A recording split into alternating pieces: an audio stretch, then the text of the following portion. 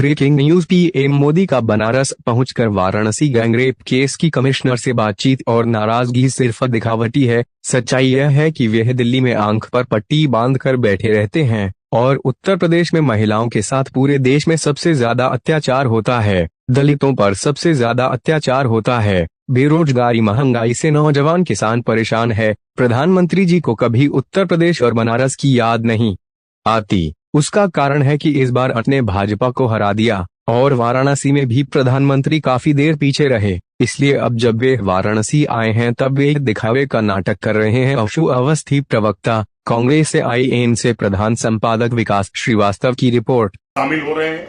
8 और 9 अप्रैल को इस होने वाले राष्ट्रीय अधिवेशन को हमारे देश के जननायक, जननेता, देश के भावी प्रधानमंत्री आदरणीय राहुल गांधी जी संबोधित करेंगे और हमें दिशा देंगे, ऊर्जा देंगे।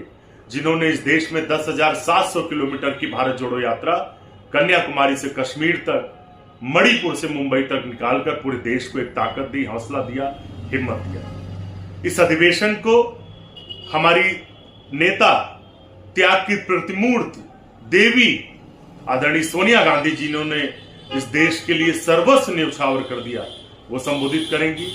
हमारे राष्ट्रीय अध्यक्ष आदरणीय मल्लिकार्जुन खड़गे जी, जिनका इस देश की राजनीति के कैरियर में 50 साल से ज्यादा का अनुभव है और वो दलित समाज के बड़े नायक हैं, वो हमें संबोधित करेंगे।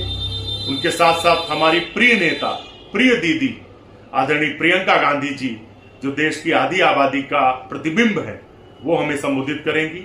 उनके साथ साथ कांग्रेस पार्टी के वरिष्ठ नेता इस अधिवेशन को संबोधित करेंगे और हमें पूरा भरोसा है कि इस अधिवेशन के बाद देश को एक निश्चित तौर से एक नई दिशा मिलेगी, नई ताकत मिलेगी। जिस तरीके से राहुल गांधी जी ने भारत जोड़ो यात्रा के बाद हम लोगों को उम्मीद प्रदान की थी। इस अधिवेशन में राजनीतिक प्रस्ताव, आर्थिक प्रस्ताव पढ़े जाएंगे, सामाजिक प्रस्ताव पास होंगे, न्याय के प्रस्ताव पास होंगे और उन सभी प्रस्तावों को कांग्रेस का एक एक कार्यकर्ता देश की एक एक गली और मोहल्ले में ले जाने का काम करेगा और इस अधिवेशन के बाद उसी तरीके से बदलाव होगा जैसे पहले भी होता आया रहा। इस अधिवेशन का महत्व इसलिए है कि कांग्रेस पार्टी के ही राष्ट्रीय अधिवेशन में 1930 में पंडित जवाहरलाल नेहरू ने पूर्ण स्वराज की प्रस्ताव को पास किया था, जिसके बाद देश अंग्रेजों की गुलामी से निकलकर आजादी के पथ पर आगे बढ़ा और 1947 में आजाद हुआ। तो निश्चित तौर से यह अधिवेशन कांग्रेस के कार्यकर्ताओं में जान डालने का काम करेगा, एक ताकत और उम्मीद बनकर उभरेगा और निश्चित तौर से जो तानाशाही ताकतें जो लगातार इस देश के संविधान को समाप्त करना चाहती हैं, इस देश के लोगों पर महंगाई, बेरोजगारी का बोझ डाल रही हैं, दलितों और महिलाओं पर अत्याचार का चाबुक चला रही हैं, उससे मुक्ति मिलेगी। यह अधिवेशन अपने आप में एक शक्ति पुंज साबित होगा, दीप पुंज साबित होगा